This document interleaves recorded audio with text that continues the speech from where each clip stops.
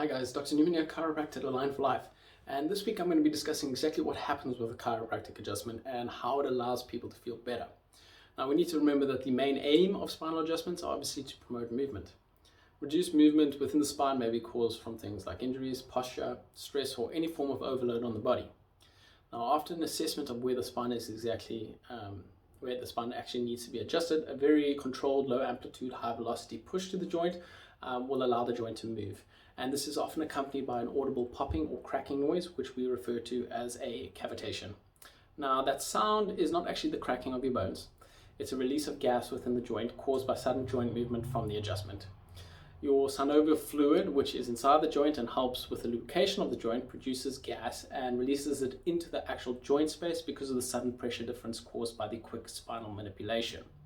So you can kind of think of this process like opening a can. As you open the can, you release the pressure, causes expansion, air bubbles form, you get a noise.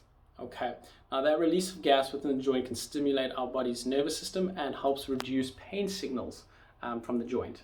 All right, now restricted joint movement leads to interrupted joint signals towards the brain, and the brain interprets the signal as joint pain and then delivers a pain response.